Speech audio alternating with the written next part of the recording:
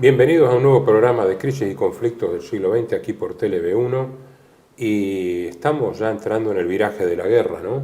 Fin del 43, principio del 44, año decisivo. Sí, si me permitís hago un cuadro de situación para los espectadores. Es claro, lo importante de todo hecho histórico para analizarlo es analizarlo en el contexto de la época. Después, como decís vos con el diario El Lunes o cuando los hechos pasaron, se hacen muchas reflexiones. Pero ¿cuál era el verdadero cuadro de situación que uno ve a mediados del 44?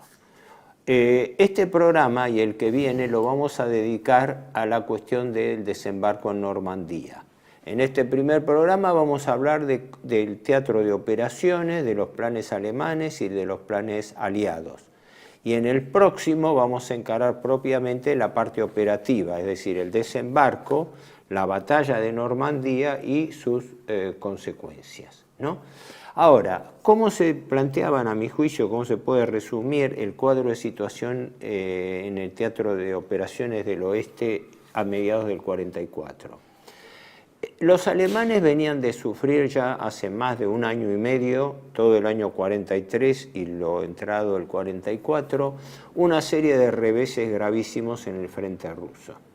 Con altibajos, porque lo de Alemania, como hemos explicado, no fue un repliegue general desbandado, sino fue un repliegue organizado y con contraataques, etc.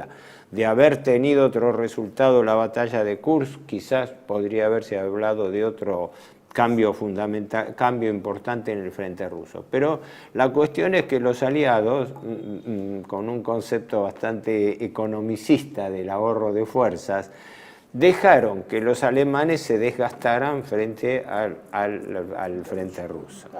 De tal manera que mientras Stalin estaba clamando por la apertura de un segundo frente, los norteamericanos, desde fines del año 42, entiendo, se estaba planificando el desembarco en el oeste, es decir, la apertura del segundo frente, para aliviar y para encerrar a Alemania.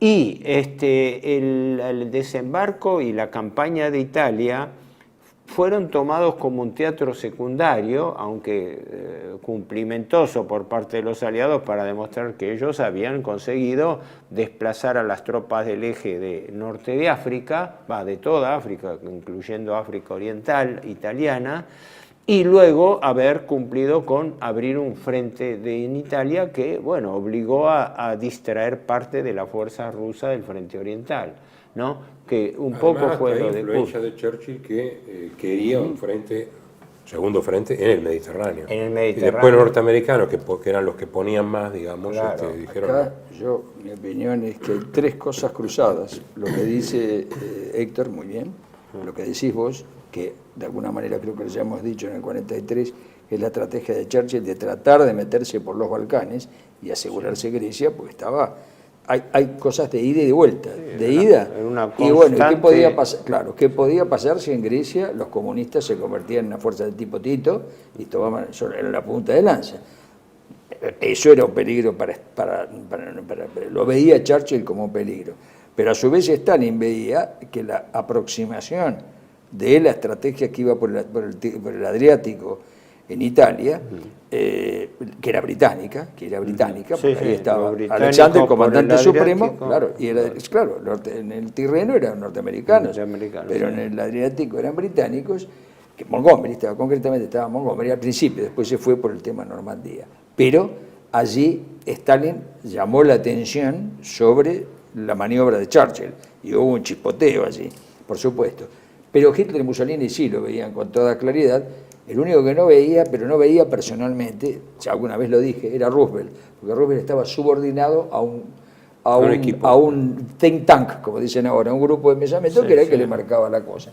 Primero. Y la tercera cosa es que evidentemente le daban largas al asunto del desembarco por dos razones. Una, la que dijiste vos, que es absoluta, es evidente, es absoluta verdad, del desgaste de las tropas. Y la otra es la seguridad del desembarco, porque no hay que olvidarse que la estrategia última de los angloamericanos no era derrotar a Hitler, era tomar el poder en Europa, era crear la OTAN. Era una invasión de Europa. De paso, sí. Ya lo liberamos de Hitler, pero pero nos quedamos en su casa. Yo te desalojo a los ocupas, pero me quedo yo de ocupa. Este era el criterio de los aliados. Por eso culmina la OTAN. Bueno, hay toda una lógica. Por eso la seguridad. Cuando uno ve, que ahora lo vamos a hablar, la monstruosa cantidad de material puesto, porque llega a ser monstruosa. No se vio una flota de desembarco en toda la historia de la humanidad hasta ahora, ¿no? Horacio. Ahora, una cosa importante a nivel político. La designación de Eisenhower fue una designación con un criterio político bien definido. Creo que cuando se designó a Eisenhower, él pasó por encima de no sé qué cantidad de generales que lo precedían en el orden de prelación para ocupar el cargo de comandante en jefe, ¿no? Pero algunos le atribuyen un mérito especial a Eisenhower. Fue un militar perfecta y totalmente condicionado al poder político. No se apartó un milímetro, en eso se confrontaba con Montgomery y los ingleses, que los ingleses y hasta con eran el mismo mucho... Churchill. Y hasta con el mismo Churchill. Claro, con los ingleses que eran mucho más hábiles en materia de negociación. En cambio, Eisenhower bajó una línea inflexible porque la línea estaba bajada de Casablanca a la rendición incondicional. Esto traducido significaba: debía destruirse el poder de Alemania para que no exista una potencia en la Europa continental que estuviese en condiciones de nuclear y liderar el continente. Hay otro tema, además, con Eisenhower, que es cierto, era un hombre subordinado al poder político, pero además era un especialista, no era un general tropero, no era un general de tanque, no era como Patton o como tantos Otto Ridgway, era un general especialista en logística. O sea, un gran administrador, hay que reconocerlo, un administrador de las fuerzas y de los equipos de mantenimiento. Cuando uno ve, es una empresa maestra. Es un empresario bélico. Un empresario bélico, muy bien, muy buena y mirá, lo que vos decías con respecto a la exactitud, había varios factores. Primero, no podían fallar. Eisenhower estaba ahí para que 100% estaba jugado a la victoria, ya la venían retrasando hace 1 año y medio. Por eso subrayé de seguridad, claro. No podían darse el lujo, por así, de fallar, de que la operación salga mal.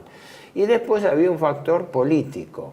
El 44, y en el mismo momento, eso surgió incluso de los verbales, de las versiones taquigráficas del Estado Mayor de Hitler, que Hitler apuntaba a la fecha según la interna de las elecciones norteamericanas, porque el año 44 era el año de la nueva elección de Roosevelt. Y las primarias ya habían arrancado a fines de mayo, con lo cual el periodo mayo-septiembre era el periodo clave de las primarias en Estados Unidos, previo. Y no nos olvidemos que la línea republicana, que ahora no me acuerdo quién era que se presentaba como candidato alternativo, no era una figura muy conocida, pero esta gente estaba en favor de negociaciones de paz con Alemania. O sea, ojo, el Partido Republicano, tradicionalmente aislacionista hasta Bush hijo, no digamos así, pero tradicionalmente aislacionista, en ese momento estaba respaldando la idea de llegar a un acuerdo, porque ellos veían que las concesiones hechas por Roosevelt a los rusos iban a llegar a lo que llevó, a que media Europa iba a estar controlada por los soviéticos. Esa idea que vos decís que está perfecto, vos fijate que es anterior a la guerra. Las presiones para que entre en guerra es de minorías americanas, no son las mayorías. Las mayorías son aislacionistas. Lo son primero por tradición, porque el norteamericano, por el principio puritano, es aislacionista. Son aislacionistas. Las guerras y las campañas, digamos, de la dominio, idiosincrasia es para los europeos. Eso siempre lo decían en época, los que se enfrentaron en la guerra contra McKinley, en la guerra hispano-cubano-filipino-norteamericana, dijeron no, construir acorazados, todo eso es cosa de los europeos. Exacto. Nosotros, Vos tenés un trabajo muy bueno sobre la entrada a Norteamérica como primer paso hacia convertirse en potencia mundial. Pero eso es efecto de una camarilla, hoy le llaman think tanks, de un grupo. De un grupo que el después Brian Truss, era formal, por otra era parte. formal, y que es el que después se convierte en lo que nosotros hemos denominado de algún modo partido a la guerra, en la primera y en la segunda. Pero sí la idiosincrasia del pueblo americano es de no intervenir. Sí. No intervenir. No, un detalle importante histórico que, bueno, es sabido. Las dos guerras mundiales tuvieron la misma mecánica. Estados Unidos primero interviene solapadamente, ¿no?, apoyando uno de los bandos en curso, deja que la guerra sufra un desgaste para intervenir ellos después para dar el golpe decisivo. Y que el partido de la guerra norteamericano tradicionalmente estuvo asociado a los gobiernos demócratas, sí, ¿no? sí. Salvo Bush hijo, sí. Y ahora se está volviendo a repetir con Biden. Importante. Sí. O sea, es una constante histórica. Hasta pero Obama, casi digo Obama, pero bueno, sí, está Obama, ¿no? No, pero me refiero a Biden y a su gente con respecto a la crisis de Ucrania, que en gran medida reproduce lo que es pasó un hilo con de Polonia, continuidad. Buscar. Y dos factores más dentro del cuadro de situación son, primero, el de Italia.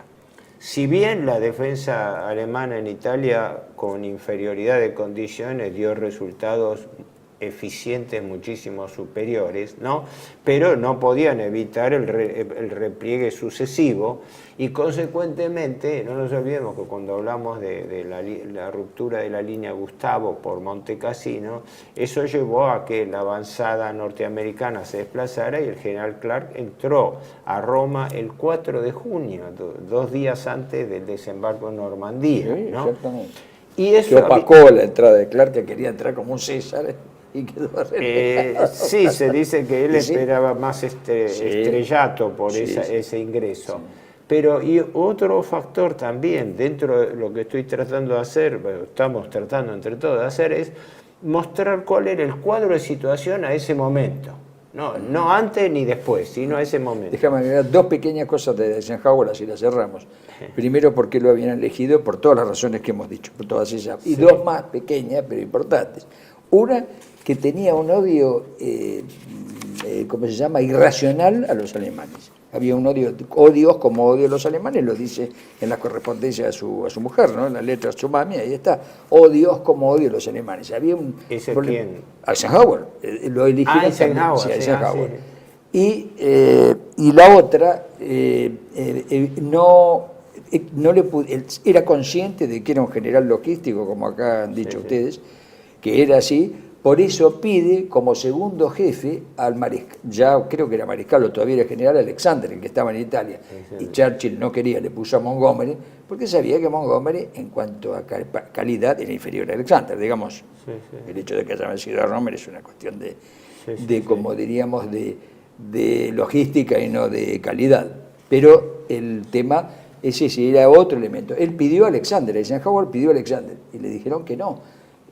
Churchill se opuso, ¿no? Y por eso tenía esas confrontaciones con Churchill. Es característico que en la bibliografía de guerra norteamericana el más vilipendiado es Montgomery, ¿no? Porque no dejan de señalarle hasta los detalles de que le gustaba el aparecer en los noticieros, aparecer en los primeros planos. Y que no lo tutearan como hacía ese Eisenhower, que le decía Monty. Y Montgomery se sentía Lord Montgomery, y no quería que el tipo le dijera, dígame Ike, y él no le gustaba que le dijera por el sobrenombre, y él le decía Monty, no le gustaba nada. Además, se enojaba muchísimo. Eisenhower era un hombre que no dejaba de tener su mesianismo, Eisenhower, en el tema de que tenía una convicción de que él estaba en una cruzada. ¿Y de dónde venía eso? ¿De dónde venía? Fue testigo de Jehová de joven. Claro. Carta a las fuerzas aliadas previo a la invasión de Normandía. Están a punto de embarcar en la gran cruzada para la que nos hemos estado preparando estos meses. Los ojos del mundo están sobre ustedes. Las esperanzas y oraciones de las personas amantes de la libertad en todas partes marchan con ustedes. En compañía de nuestros valientes aliados y compañeros de armas a nuestros frentes, conseguiremos destruir la maquinaria de guerra alemana, la eliminación de la tiranía nazi sobre los pueblos oprimidos de Europa y la seguridad para nosotros mismos en un mundo libre. Acá hay un mesianismo muy grande, probablemente. Sí, pero no te olvides de eso, juventud, testigo de Jehová.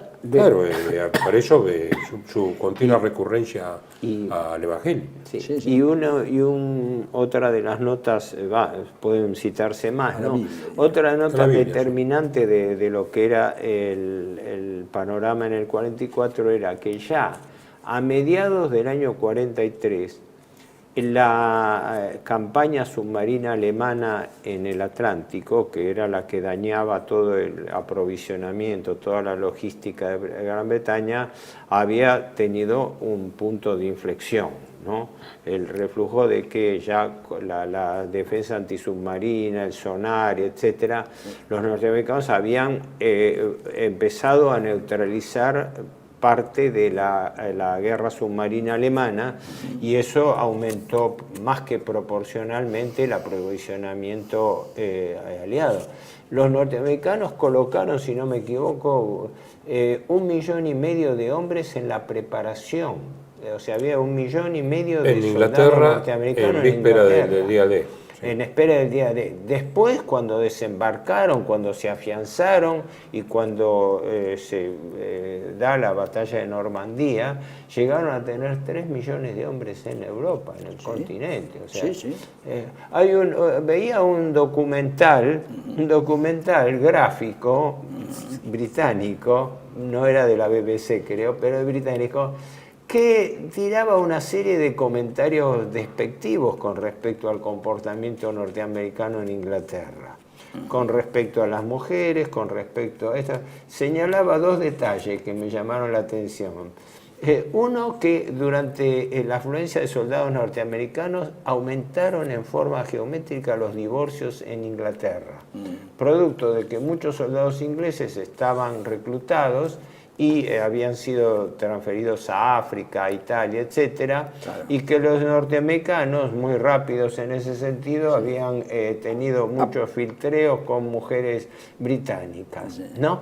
Y después que aumentaron también, bueno, las violaciones y también los actos de indisciplina, fundamentalmente borracheras, rapiñas, etcétera. Con lo cual, las relaciones entre británico y norteamericano a nivel de base no era. Por eso cuando se separan las tropas en una sociedad más tradicional, la inglesa, indudablemente, y estos muchachos que venían desde cualquier lugar, desde Brooklyn hasta el interior profundo. A veces hay que ver. Porque, porque ellos venían como conquistadores, ellos no venían a defender su patria. Venían además porque le habían pedido ayuda, entonces claro, se creían con relación, indudablemente. Se sentían, y eso se ve en Francia también, pero acá también, acá no es ya el soldado de base norteamericano, sino también hay libros nuevos terribles contra la ocupación, contra los norteamericanos en Francia, que son terribles en Bélgica, en Holanda y en Francia. Son nuevos, son investigaciones nuevas. Incluso de mujeres. Sí, no, por supuesto. No, especialmente, y de rapiñas.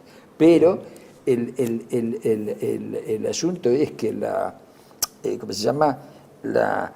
No solamente esa cuestión así, digamos, de baja calidad de guaranguería, por decirle así con la palabra nuestra, se dio también en el tema de los bombardeos indiscriminados, porque provocaron una reacción violenta en la población francesa. Sí, pero eso cuando lleguemos entonces a la Normandía vamos a llegar bien. Por eso digo, este primer bloque tuvo la finalidad, bueno, a medias siempre, ¿no?, de dar un cuadro de situación de cómo estaba distribuido el tablero de actualidad en ese momento. Estamos hablando época del día D, 6 de junio del 44, en la primavera nórdica, cuando se preparaba nada menos que la invasión más grande de Europa. Bueno, para culminar, entonces, había gente que técnicamente era muy eficiente en los mandos altos.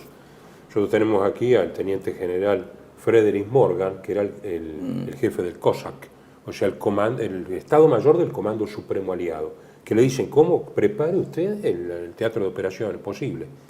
Y dice, bueno, Península de Cotentin, Bretaña, Normandía, Paso de Calais. península de Cotentin y Bretaña, como son penínsulas, es mucho más fácil de defender. Pues cortan la península y con menos fuerza. O sea, queda Calais, queda Normandía. Calais está mucho más defendida porque es lo más cercano, se ve la costa de un lugar al otro con Inglaterra. Son 40 kilómetros. Claro, entonces quedó Normandía y ahora viene Normandía, digamos, las fuerzas enfrentadas. Los planes es más que cerca alemanes que la distancia de Buenos Aires-Colonia. De Buenos Aires-Colonia tenemos 50 o 56 kilómetros. Sí. Ahí, si llega a 40, creo que llega a 40. Sí. Continuamos el próximo Más bloque. cercano es.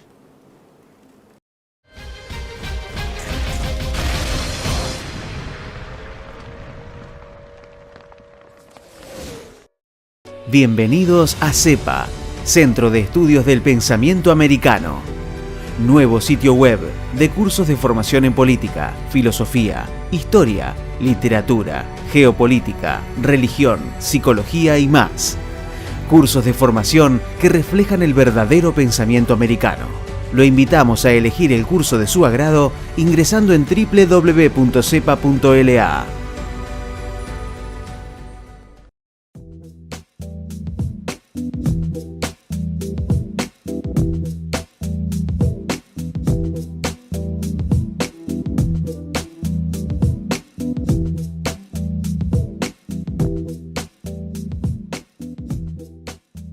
Decir siempre la verdad primero tiene un precio.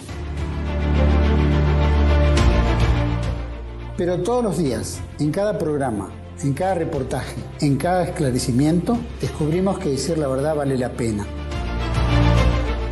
Decir siempre la verdad tiene un precio. Pero cada vez que recibimos tu apoyo, entendemos que seguir luchando vale la pena. Dependemos de tu ayuda. TLV1. Toda la verdad primero.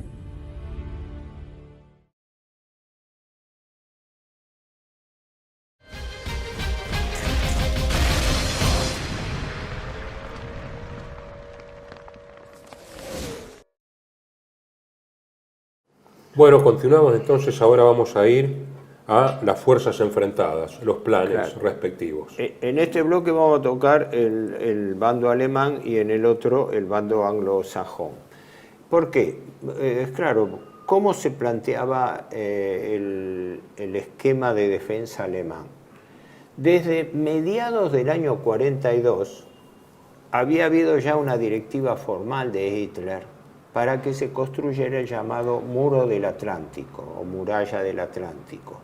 Era un ambicioso proyecto que iba teóricamente de las costas del norte de Noruega hasta la frontera de Francia y España. Pero en la práctica, los lugares más reforzados, por lógica, iban a ser los lugares más próximos a la costa inglesa, que eran los eventuales lugares de desembarco, ¿no? Y dentro de eso... Una especie de línea Maginot marítima, o una línea Siegfried. Claro, una especie de... Sí, digamos, no estaba superado el tema de la defensa, pero claro, había que implementar algo. Y nada más no se sabía en qué punto. Bueno, el punto más álgido era el que estaba frente a Inglaterra. Estaba claro que el teatro de operaciones clave a defender iba desde, digamos, los Países Bajos hasta la península de Bretaña, ¿no?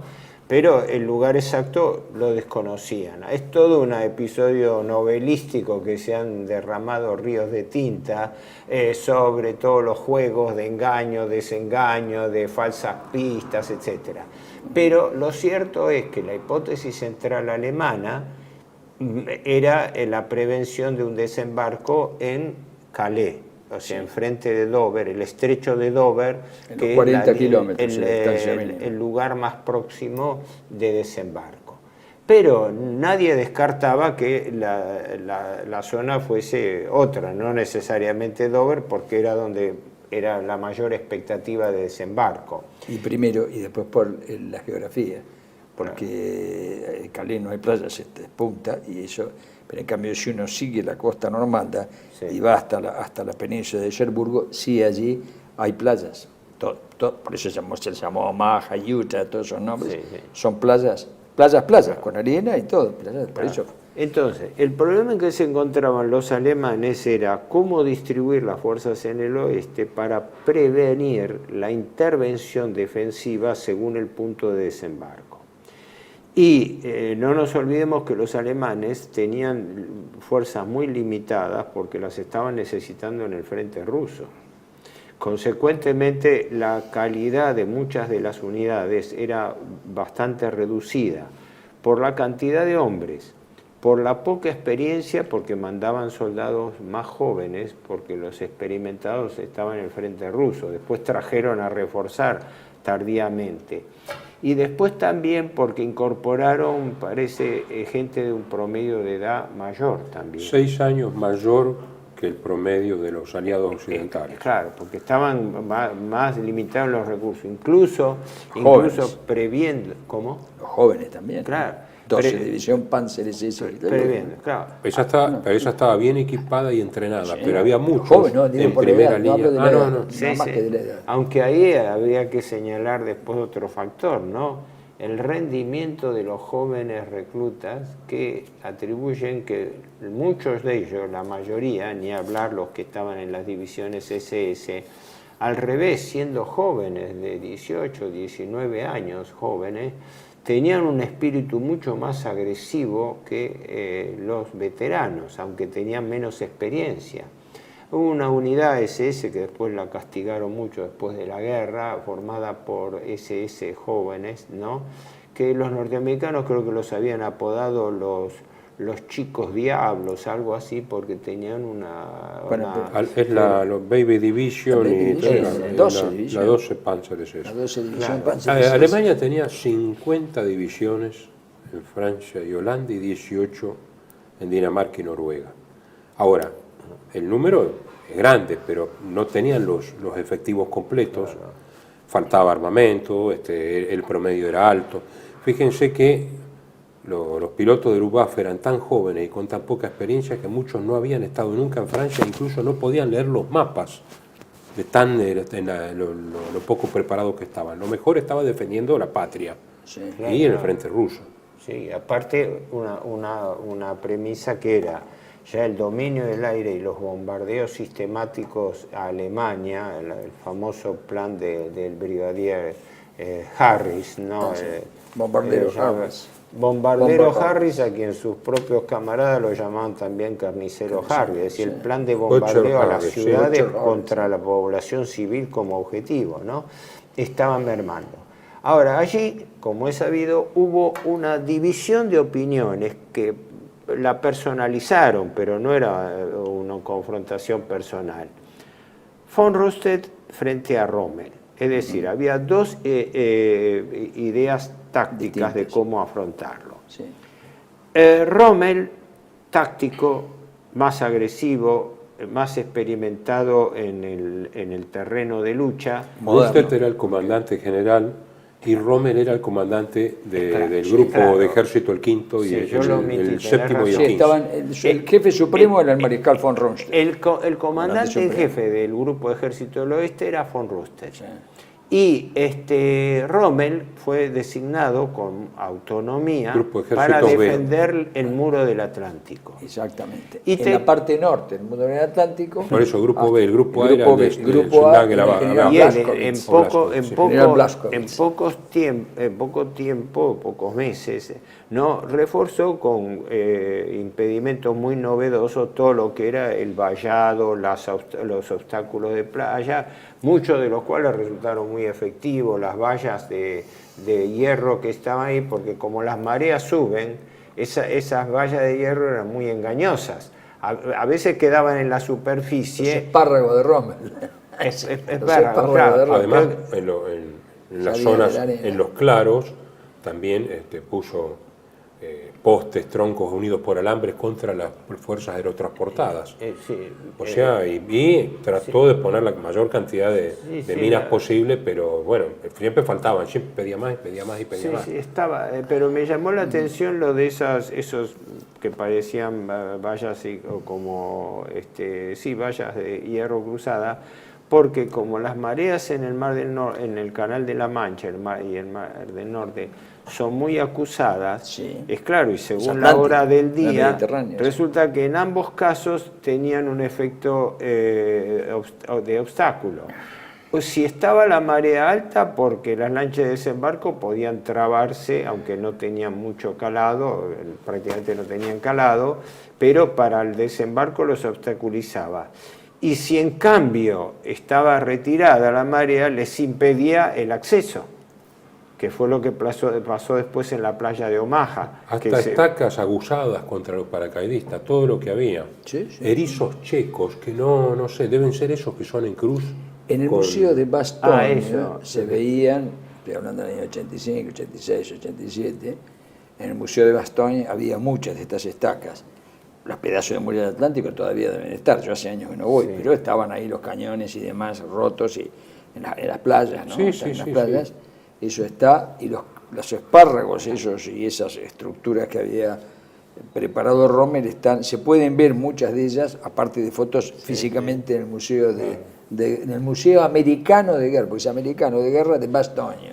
En Bastogne hay un museo, ¿no? Ahora, yo decía, si bien personalizándolo en Rundstedt y en Rommel, pero en realidad era una división de todo el alto mando, ¿no?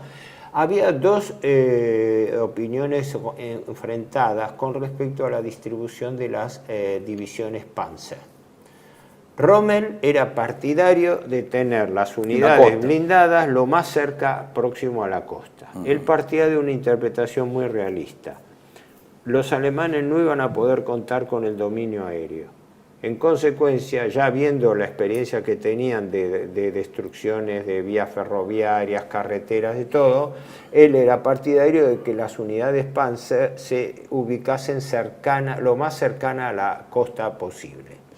Mientras que en cambio von Rundstedt quería tenerlo como en la retaguardia, como reserva móvil, porque por otra parte era tácticamente inteligente. Como no se sabía dónde iba a producirse el desembarco, entonces teniéndolos agrupados más cercanos a París, podían rumbearlo para un lado del otro. El comandante del 5º Ejército Panzer, Geir von Schweppenburg, estaba de acuerdo con Rundstedt, porque él tenía la experiencia de Anzio. Es que fue el que lo presionó de Italia, a Rundstedt, que la artillería naval podía ser terrible. Era el general conde Leo Geir von Schweppenburg.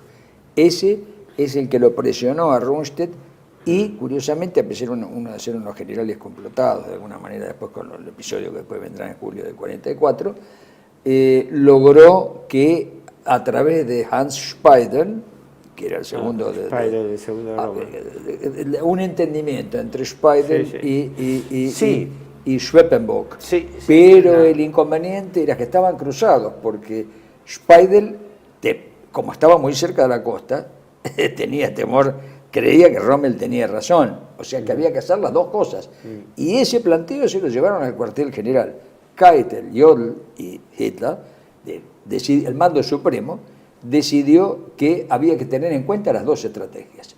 Dada la magnitud de lo que iba a venir, porque por los espías que tenía en Inglaterra, que eran pocos pero muy eficaces, había pasado todo.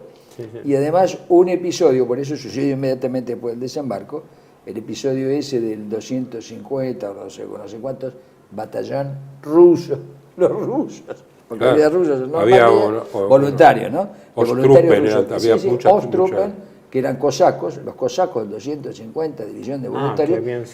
Cosacos directamente. Bueno, esos destruyeron una barcaza, no la destruyeron, mataron a la tripulación. Entonces la barcaza lo retiraron hacia la costa y encontraron una caja de documentos. En el tiempo había un oficial de inteligencia y ahí encontraron todos los planes que confirmaban lo que ya les habían pasado sus espías en Inglaterra. Confirmaban. Y eso les sirvió, les provocó una nueva sorpresa a los aliados. Pero bueno, que como que ese episodio sirvió para saber que los alemanes hubieran sabido que iba a ser en Normandía y no en Calais. Exactamente. Porque claro, normalmente se atribuyen que hasta aún producido el desembarco, Hitler y el Estado Mayor de la Wehrmacht difirieron algunas decisiones porque no sabían si ese era el punto. Claro, creyeron que había interferencia inglesa en los informes que le llevaban de Inglaterra de los espías. Dijeron, puede ser una contrainteligencia inglesa. Además, fíjense el dato. Pero lo sabían. Pusieron alguna tropa canadiense y de otros países aliados había algunos holandeses, belgas, etcétera, ahí mezclados en Inglaterra, y lo retuvieron a Patton para, hicieron correr la bolilla de que esa era la fuerza de invasión en Calais. Es más, Patton está hasta julio, se queda obligado a ir, digamos, aunque quería ir al frente. Los ingleses lo magnificaron, pero ellos se atribuyeron una operación especial, era de crear todas simulaciones de aviones que eran hechos en madera o aviones inflables, que los ponían en la zona cercana a los embarcaderos de Dover, entonces dando la impresión, y armaban tiendas falsas como si hubiese gran cantidad de soldados estacionados. Hubo de todo, porque era parte. Pero volviendo entonces salomónicamente, el Estado Mayor de la Wehrmacht, el mando político, dice, bueno, 3 divisiones Panzer en la playa, 3 divisiones Panzer en retaguardia. Y Hitler se 4 más a disposición solamente de él, digamos. Que tenía que definir. Hay un detalle adicional, en ese caso, contra de Rommel, que era que colocar unidades Panzer muy cercanas a la costa los dejaban al alcance de no solamente la aviación, sino de la artillería naval, que era lo que más eso es lo que temían. Rippenburg había visto en Italia. Claro, por eso. Porque, por eso, sí, vos decís bien, fue una solución salomónica, porque después cuando se produce el desembarco, Liddell Hart, en las memorias que recoge de Rommel, señala, bueno, lo transcribe los 2 informes que a posteriori hace Rommel, reprochando justamente eso, de que las 2 unidades, 2 de las unidades blindadas no estaban cerca de donde... Pero eso era un acertijo, nadie podía tener la certeza del lugar donde se fuesen a... Cualquiera de las 2 soluciones, entre comillas, tenía su fundamento, pero era tan abrumadora, digamos, la capacidad de fuego de los aliados occidentales que de una forma u otra era muy difícil. Lo que pasa que, como vamos a ver a continuación, la evaluación del potencial de las fuerzas de invasión que tenían los alemanes no permitía imaginar la verdadera magnitud de la logística aliada. Es decir, desde ese punto de vista era una proporción que descalzaba... Había 570 aviones de la Luftwaffe estacionados en Francia y los Países Bajos, que no todos estaban operativos. Y había 4.029 aviones aliados asignados a la operación en Normandía y 5.514 para bombardeo y defensa. Son 9.000 y pico aviones. Después dijeron 11.000, pero es una exageración. Igual, entre 9 y 11 lo mismo da. En todo el frente occidental había 800 y pico aviones de la Luftwaffe, 500 y pico en el área, de los cuales en condiciones de volar siempre hay menos. Ahora, el propio Rommel lo reconocía eso. Y pico había Rommel creo que en uno de sus informes, en sus aclaraciones, había que partir de la base de que Alemania no iba a tener el dominio ni del mar ni del aire. Por eso la proximidad de la flota, porque dice, si tenemos unidades Panzer en retaguardia, esas unidades no van a llegar al destino a tiempo. Por eso, efectivamente, las 2 visiones tenían razón. Ahora, están apoyadas en hechos, no son pensadas, no son... O sea, que dentro del cuadro de situación, desde lo que estamos viendo ahora, que es el lado alemán, hago, si tenemos un minuto, un comentario que parece una digresión, pero es importante. En la construcción del muro del Atlántico significó un potenciamiento de la economía europea muy grande. Los insumos y la mano de obra que se utilizó durante 2 años, los aliados difundieron de que gran parte de la mano de obra era esclava. Hasta por ahí nomás, porque parece que los salarios franceses, que eran los que más aprovechaban a los lugareños a engancharse, las cantidades astronómicas de acero, materiales de construcción, tosca, etcétera, que se hicieron. Prueba está que con la demoledora artillería naval, que es lo peor que puede imaginarse, las torres que estaban en los acantilados de las playas con cañones de 88 y creo que también 122 tenían los alemanes, aparte de los 88 en las casamatas, tenían también... Frente a Calais desguazaron incluso los cañones que iban a ir al Richelieu, que salió sin su torreta principal, de 380 milímetros. Es la famosa foto que hay un soldado alemán pequeñito al lado de un tubo inmenso. Es un cañón de acorazado. Tenían cañones incluso de todos los países posibles e imaginables que habían, yo he que habían ocupado. Algunos cañones. Sí, En Calais había cañones muy pesados. Después en todas partes había 88, 125, 150. Que ese fue, decía yo, por eso paradójicamente. De todos los países, había ruso, había italiano, había franceses mismos. Un levantamiento de la economía particularmente francesa y también Bélgica y parte de los Países Bajos, porque todo eso reforzó aún en Noruega las obras públicas, porque se hicieron obras públicas utilizando materiales en gran escala y mano de obra que la contrataban de emergencia y servía para revitalizar. O sea que por eso después cuando los norteamericanos lanzan su ola de bombardeo aéreo, mataron más civiles franceses que soldados alemanes. Eso pasó.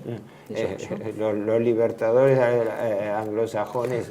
Hubo muchos problemas, incluso quisieron linchar a pilotos y tripulaciones de bombarderos. Y los mismos alemanes tuvieron que cuidarlo. Claro, si alguien ha visitado Caen, hay que visitar Caen, hay que visitar los pueblitos, por supuesto, los alrededores, y ¿cómo se llama? Y Villers-Bocage. Bueno, uno visita esos lugares y 40 años después, o 40 y pico años después de la guerra, hoy estamos a 80, pero digamos, 40 y pico de años, era todo nuevo o recauchutado. Y había todavía escombros, estoy hablando del año 85, 84, 85, 86, 87, había escombros en Caen, había baldíos todavía de la guerra. La arrasaron. Caen, la capital de Normandía, fue arrasada. ¿Y qué pasa? Murieron 40.000 civiles en las primeras oleadas y luego 15.000 más. Total son 55.000 civiles. Bueno, yo tenía anotado que cuando difícil. Veamos la batalla de Normandía. Sí, ahí cuando veamos. Ahora vamos a pasar al tercer bloque. A ver, un comentario que no quería olvidarme con respecto al cuadro de situación política. ¿Qué hubiera pasado? Eisenhower lo tenía clarísima. La operación no podía fallar. De haber fallado esa operación, se decidía el destino de la guerra, porque la derrota norteamericana en una invasión monstruosa hubiera anulado la capacidad norteamericana, hubiera permitido que los alemanes desplazasen fuerzas para reforzar el frente ruso, y si fracasaba el desembarco norteamericano, podía cambiar el curso de la guerra. No por el segundo frente, sino por el fiasco que representaba incluso este detalle político que era el año de reelección de Roosevelt. Sí, lo que vos decís es muy sensato, porque es evidente que ya hubo un tanteo de paz por parte de Stalin, ultra secreto vía Suecia, en el año 43, después de Kursk. O sea que ya había una situación, mientras se celebraba Yalta, Teherán, claro. Stalin tenía una sonda, había tirado una sonda de paz vía Estocolmo con los alemanes, que los alemanes la escucharon, por supuesto estaban escuchando todos los ofrecimientos, no la había destelado, pero si hubiera fracasado la invasión, por lo menos se hubieran bajado las pretensiones, la Carta del Atlántico la hacían desaparecer y bajaban las pretensiones de Casablanca. Bueno, vamos a ir al tercer bloque. Estoy seguro, ¿no?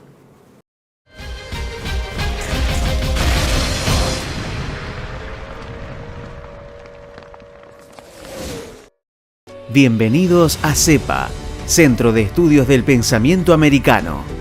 Nuevo sitio web de cursos de formación en política, filosofía, historia, literatura, geopolítica, religión, psicología y más.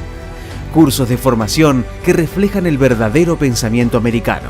Lo invitamos a elegir el curso de su agrado ingresando en www.cepa.la.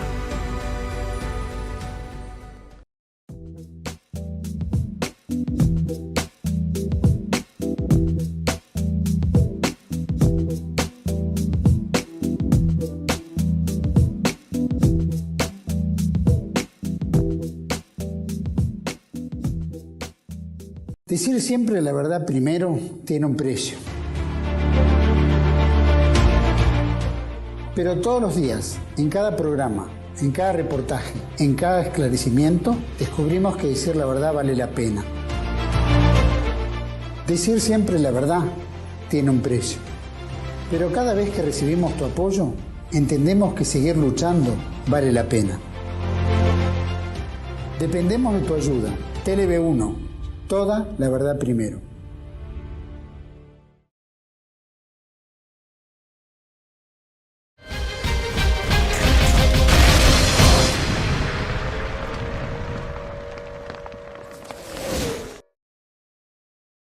Bueno, vamos al tercer bloque, que es el tema de los preparativos aliados. Los preparativos aliados, es decir, hemos visto, primer bloque, cuadro de situación. Segundo, qué prevenciones tenían los alemanes. Pero ahora viene, ¿cuál era la lógica del plan de invasión norteamericano?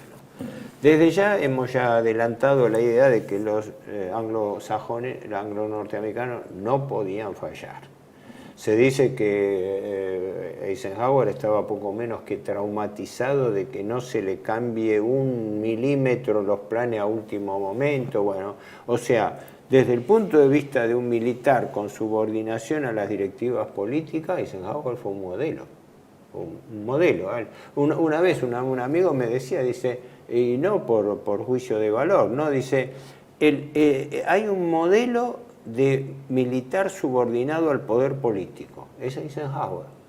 Él tenía bien claro que él tenía que cumplir directivas. Acá había un plan de dominación mundial en curso, ¿verdad? Estaban hablando de la invasión de Europa, no para liberarla, sino para ocuparla y para distribuir sus esferas de influencia. Indudablemente que acá hay una lucha de poderes, ¿no? Entonces hay una ocupación del Reich de Europa con capitalidad en Berlín, que es, al igual, lo repetí infinidad de veces, un plan como el de Napoleón, que es un plan de un gran espacio autocentrado.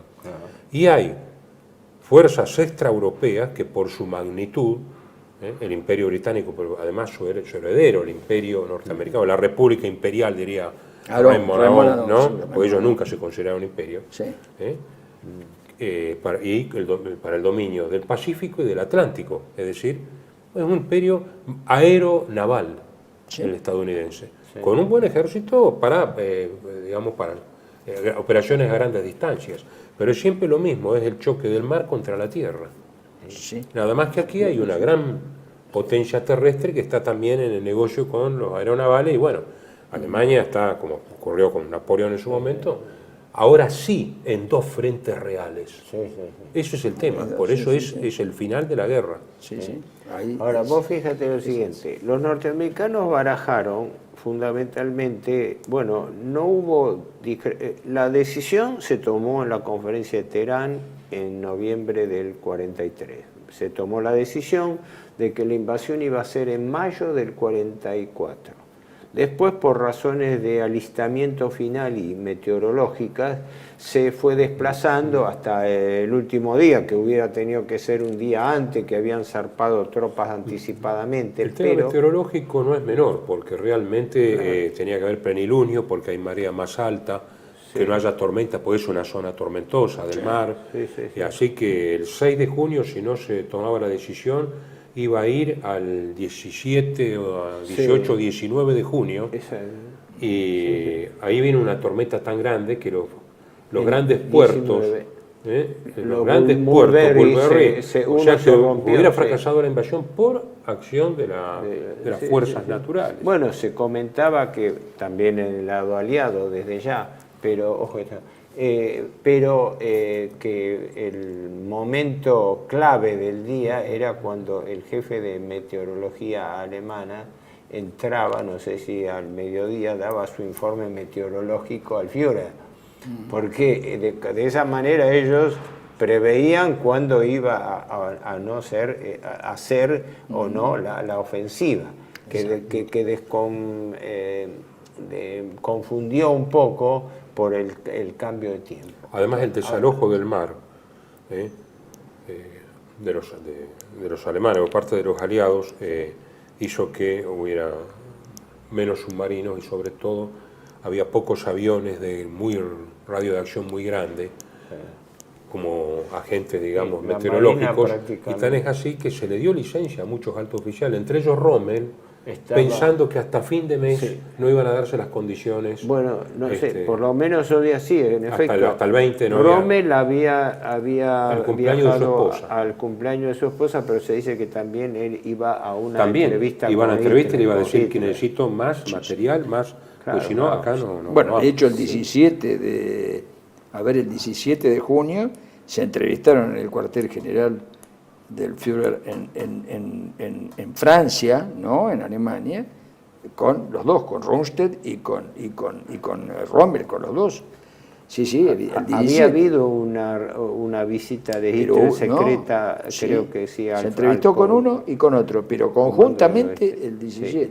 Conjuntamente. Ahora, el esfuerzo logístico anglo-norteamericano, como decía antes, es increíble. Desde el punto de vista científico-tecnológico, en pocos tiempos, bueno, en un año de preparativo, porque no nos olvidemos que los preparativos formales duraron desde fines del año 42 que se toma la decisión, Sí. hasta todo el año 43 y mediados del 44. O sea, se tomaron un largo tiempo de preparación. Se crearon nuevos vehículos, ¿no? El famoso arrollador limpiador de minas, que era Sí. como una especie de topadora, pero Exactamente, que tenía una cosa a los costados que con arrancaba cadenas la para mina. levantar. Señor. Los puertos artificiales. Claro. Ahí está, En los respecto años del 80 puerto. todavía estaban los bloques, yo vi Los bloques. puertos, el Mulberry, era de una complejidad singular. Sí. Eran trozos de carretera con cajones de acero y hormigón y toda una gama de accesorios.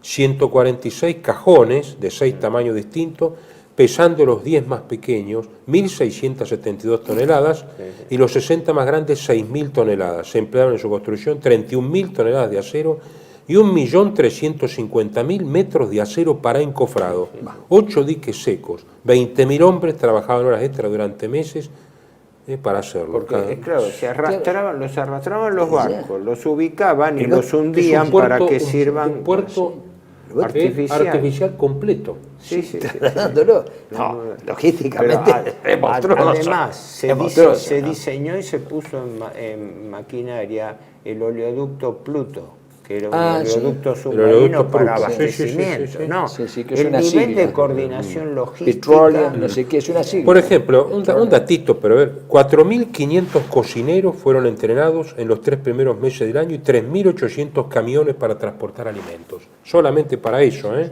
Sí.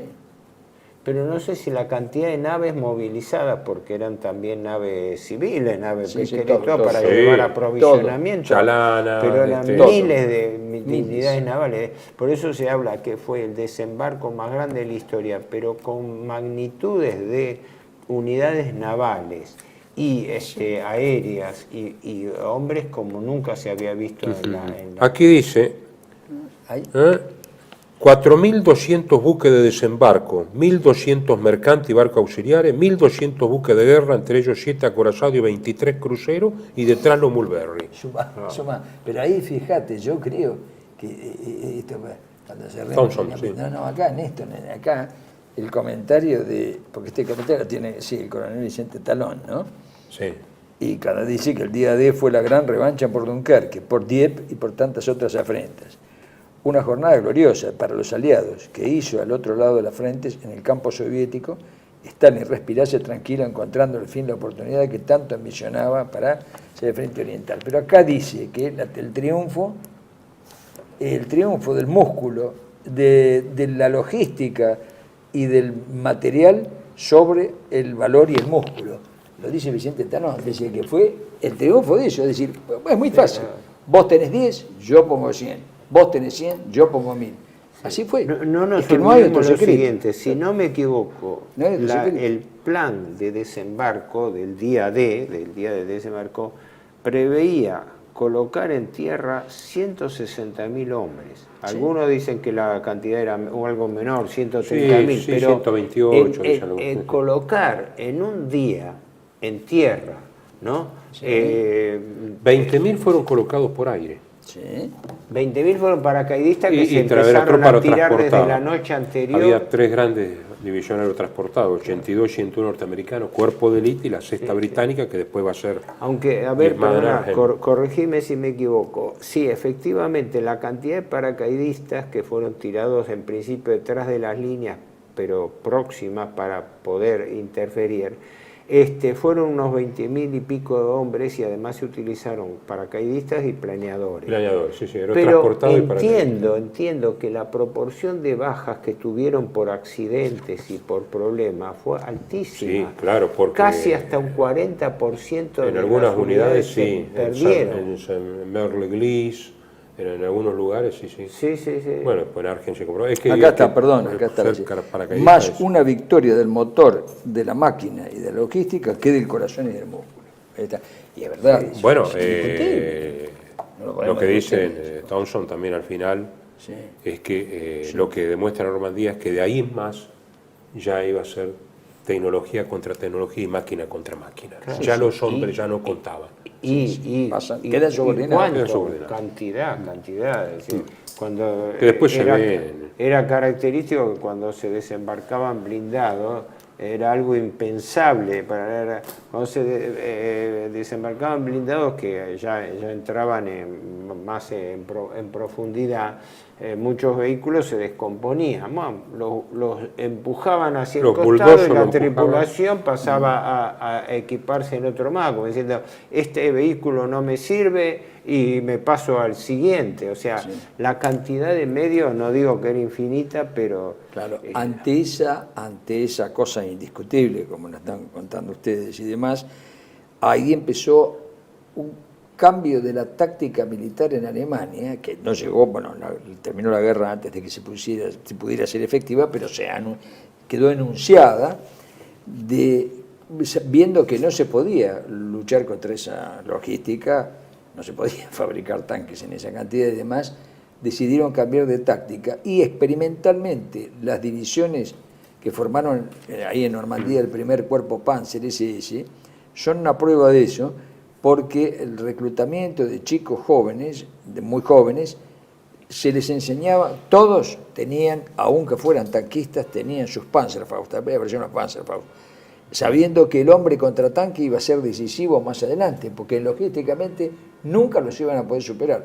Sé que en marzo del 45, aunque me adelante, se estaban estudiando en las distintas escuelas estratégicas, militares de tierra, ¿no? Militares o de las Waffen-SS, se estaba estudiando esta nueva táctica del hombre contra tanque, no fabricar más tanques porque era inútil si los otros iban a poner 1000. Y el hombre, el tanques antes que tanques. Dentro de en realidad lo que fue llamado Operación Overlord, que era la operación de desembarco, hubo una serie de suboperaciones específicas, ¿no? Pero la más importante fue la Operación Neptuno, que era propiamente la que coordinaba todas las operaciones navales, ¿verdad? Claro. Neptuno era para naval. El comandante en jefe naval era el almirante Ramsay, un especialista. Y el Leigh Mallory, que creo que era inglés. Mallory era inglés, sí. Era el del aire, que era el que siempre era más prudente, porque dice, si llega a haber nubosidad yo no puedo actuar. Por eso que el servicio meteorológico me dé la posta. Por así decirlo, ¿no? Hubo un diferimiento el último día, creo que ya habían el 4 iban a ir y Eisenhower dice, no podemos, es el 6 como sea. Que dice que durante casi una jornada estuvieron girando en círculo lanchas alrededor de la isla de Guay. Tenían que hacer tiempo porque ya estaba la gente embarcada. Había una tormenta, vientos de superficie, el cielo nublado y vientos de superficie muy fuertes que hicieron que estuvieran dando vueltas y que por supuesto dicen que todos los relatos coinciden en que la sentina de los barcos, lo que más se llevaba era vómito. Vómito es la carga mayor, era un depósito de vómito. Había gente que había estado mucho tiempo ahí arriba. Es claro. Porque en algunos lugares hasta ya una semana o más estaban esperando. Porque ahora, un silencio total, nadie podía ni mandar correspondencia, nada. En eso también han tabicado la cosa a full. Ahora, el tema, la contrapartida de las previsiones alemanas. Los norteamericanos desde un primer momento no tuvieron en mira el desembarco en Dover. Prácticamente partían de la Calais. base que Dover por Calais. Ah, no, sí. Dover es del lado Sí, inglés, británico, sí, Calais sí, del sí, lado sí, francés, sí. claro. El desembarco en Calais nunca habría estado seriamente previsto por los norteamericanos porque era la línea de mayor expectativa. Se estudió la posibilidad de un desembarco, pero era complementario en Holanda, que tuvo una operación de secreto, de todo eso, pensando en que podían. Porque no nos olvidemos que dentro de la estrategia, los ingleses, fieles a su tradición naval, les preocupaba aquellos lugares más próximos al mar Báltico. Y que, como se demostró después, el ala izquierda de la invasión, su dirección inmediata era el lado norte de Alemania, de Hamburgo, Sí, claro. mientras que los norteamericanos estaban previendo la dirección hacia el Ruhr, hacia el corazón industrial. Exactamente. Y entonces se dio el tema de que la preparación naval, cuando se determina el rango, el tramo de Normandía, recordémoslo, iba. Normandía allí es horizontal, no es parte de la península de Cotentin y de Bretaña, sino que es la parte llana donde están una serie de playas. Donde está el puerto del Havre, demás. Es claro, que estaban es una enorme cuenca. las 5 playas básicas, de las cuales venían de izquierda a derecha la playa Utah, Omaha, Gold, Juno y Sword.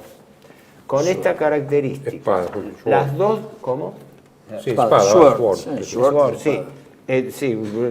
Las dos primeras, Utah y Omaha, eran desembarco de las tropas norteamericanas, más a la izquierda, con miras a tomar la península de Cotentin y sobre todo capturar el puerto de Cherburgo.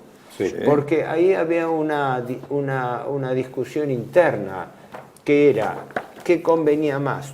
¿Tomar el puerto de Cherburgo o poner puertos artificiales?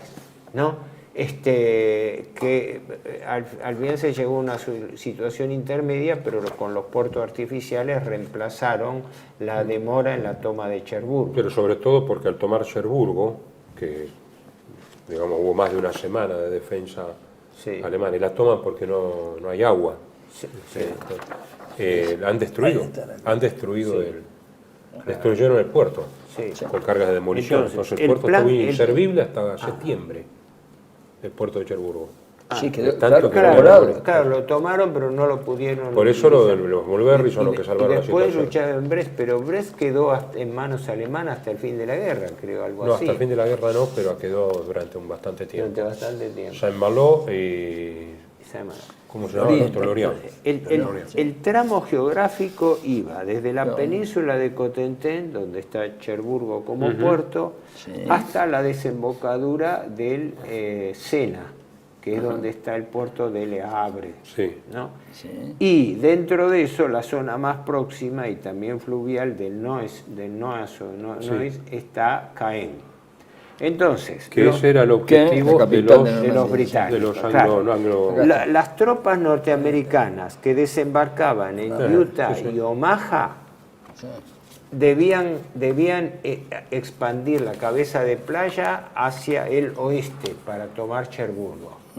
Mientras que las otras tres, la Gold en manos de británicos, la Juno en manos de los canadienses y la última, la Sword, en manos de los británicos, esas tres coaligadas iban a desplazar la cabeza de playa más hacia el, no del oeste, no del este, sino del noreste, no entrando al continente, hacia Caen. Así que esos eran los dos grandes objetivos fijados. Para los norteamericanos, Cherburgo. Claro, acá hay una carretera, exacto, desde Caen hasta Carentan y luego a Cherburgo, ¿no? Pasa por Bayeux, la cantidad de las playas principales están acá, que las playas, ¿no? Está bien que ya corresponde al plan operativo que vamos a ver en el próximo programa, ¿no? Ahora ya estamos terminando. La caída de Caen en manos de los británicos, estaba prevista para el primer día posterior al desembarco. La tomaron más de 35 días después. Claro, porque fue la batalla más encarnizada, fue ahí. Sobre todo los bocages, que son esos setos, esas defensas naturales de bosquecillos, que están previos a Cherburgo por un lado y a Cannes. Toda esta zona, porque acá hay una carretera, que une Caen con Cherburgo, ¿no? Muy bien. Pero están Bayeux, Carentan y Saint-Mère-l'Église, todos estos ciudades son pueblos grandes, ¿no? Algunos, claro, acá en el mapa no se ve claro, no parece mucho. De Bayeux hasta la costa, yo lo hice caminando, son 15 kilómetros. Pero esa zona es de playa, hoy en día es turística. Todo esto es playa. No es costa abrupta, porque lo que tenía, el problema, Cherburgo no, porque les interesaba el puerto, aunque tuviera costa abrupta o tuviera Calais, pero acá son playas. Y como no hay un puerto importante en esa zona, por eso el tema del Mulberry. Exactamente. Bueno, ahora terminamos el programa. Aclarando a los oyentes, hoy hemos tratado de dar un panorama del cuadro de situación que se presentaba al momento del desembarco en Normandía y cómo estaban dispuestas las unidades y los planes en ambos bandos. En el próximo programa vamos a ver propiamente el desembarco y la batalla de Normandía. Muy bien. Gracias por la atención. Hasta la próxima.